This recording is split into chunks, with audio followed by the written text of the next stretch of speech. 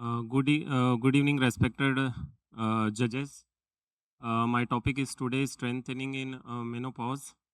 I will start with strengthening is essential during menopause to combat the natural decline in estrogen, which accelerate muscle loss and decrease bone density. It builds lean muscle to boost your metabolism, protects joint health, and reduces the risk of osteoporosis. Strengthening targets bone density, muscle mass, and metabolic rate. Estrogen drops in menopause accelerate bone loss and sarcopenia, and lifting weights directly counteracts that by stimulating bone remodeling and muscle protein synthesis. That is main important part of strength training. It also improves insulin sensitivity, which matters since insulin resistance tend to rise in midlife. Yoga, my opponent says yoga works more on it has a different mechanism. Yoga works more on nervous system regulation, mobility, and balance. The breathing and mindfulness components lower cortisol and can reduce hot flashes frequency and severity for some people, while the weight bearing poses help bone density to though less progressive than resistant training. Balance work is important because fall risk increases as both density decline. Yoga is also gentle on joints and easier to sustain if you are dealing with joint pain or low energy. Strength training and yoga both help during menopause, but they work through different mechanisms and addresses different symptoms. Most clinicians now recommend a hybrid approach for menopause, 2 days of strength training plus 2 to 3 days of yoga or stretching. If you have to pick up one, pick strength training for bone and metabolic protection and yoga for sleep, anxiety, and stiffness are your main complaints. Now, why the strength training is vital? Strength training is vital because it builds bone density. The mechanical steps of lifting weight signals bones to become stronger, and it increases the osteoblastic activity, directly protecting against menopause-related bone loss. It boosts metabolism. Muscle tissues is more metabolically active than fat. Building lean muscles help prevent or reverse the common menopause belly or metabolic slowdown. It improves balance and posture. Lifting weights, especially compound movements, engages the core and improves stability to prevent falls and fractures. It enhances mental health. Regular resistance training releases endorphins and has been shown to reduce depressive symptoms and ease insomnia. Top 5 compound movements are compound exercises that target multiple muscle groups at once, giving you the best result for your time and energy. First is the squats. Target the quadriceps. It targets quadriceps, hamstrings, and glutes. You can start by sitting and standing from a chair, then progresses to holding dumbbells. Next is deadlift. Incredible for building strength in your back, core, and leg muscles. Overhead presses strengthen the shoulders and arms, which help with posture.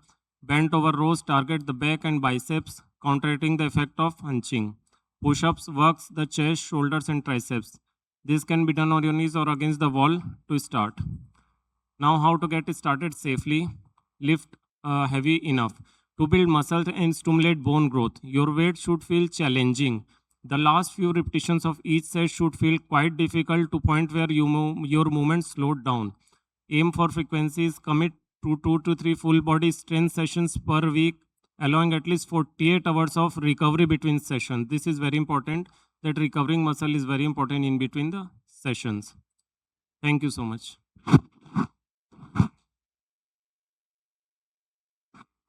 Go for it. My dear friend Saurabh, have you ever tried Pilates? You know what is yoga with taking some power yoga. Yeah. We cannot hear you. So, yoga ऐसा नहीं है कि yoga strength provide नहीं करता. Yoga is also there are very variety yoga which provides power and use our own muscles for extensions. But it does not provide strength as such in Who strength. said this? Who said this? Have you ever? That's why I said. Have you ever tried Pilates? Have you ever turned your hands like this? Have you ever rushed up and jumped there? Pilates is a power yoga. So I think yoga is benefit in all the age. Yeah, for it is every people, and even it's not we are talking about the one class of the people. Yoga is good for those who cannot afford gym also. For all those working women who cannot afford gym, and our servants, our assistants. Strengthening you can also do at home. Not training you can do at home. Have you ever tried? Like simple squats. Dr. Saurabh, actually you both talk together, na? Anything else to speak? Then we will ask for the audience to raise hands for a show of hands. Is it over between you? Anything else to tell? Okay. Then may I request the audience to for show of hands in first topic, MHT hormone therapy at 60 years. Yes. Who will raise hand for yes? Not you. Not the participant. Who will raise hand for yes? Acha. And Only one. MHT hormone therapy at 60 years. No. Who will raise hand? No, not the participants are not allowed. Only, acha, three raise hands for not hormone therapy, no at 60 years, and one raised hands for hormone therapy at 60 years. So, for the majority should be granted. I will sum up. I have got some special points to tell. I will sum up at the end. So, for the first topic, hormone therapy at 60 years is no. So, Dr. Monica Pathak is the winner of the first topic. I will sum up. I will add some points at end. And for the second topic, yoga versus strength. May I know which audience supports yoga training better to prioritize yoga? 1, 2, 3, 4, 5, 6, 7, Lot 8, of. 9, 10, 11, 12, 13, 14, 15. Maximum. Okay, 15. And I think there are not more than 15 audience. And who will support strength training? Less. 1, 2, 3, 4. So, for the second topic, Dr. Rashmi Bhatt, who spoke for yoga to prioritize yoga, is the winner.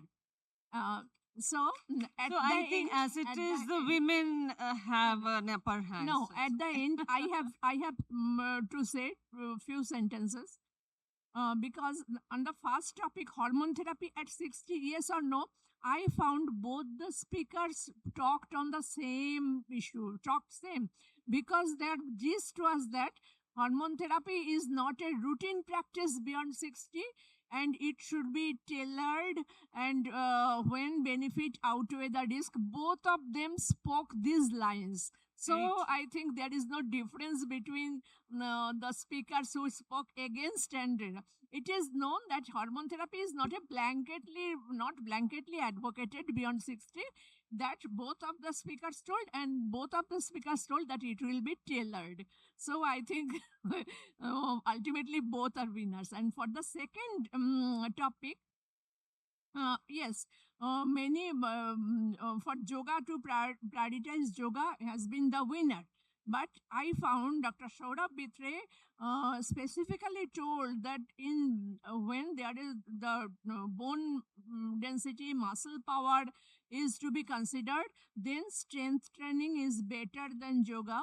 And when anxiety, sleep, other things are should be prioritized, then yoga is better than strength training. So I think actually all four speakers have are worth winning the topic. Thank you all.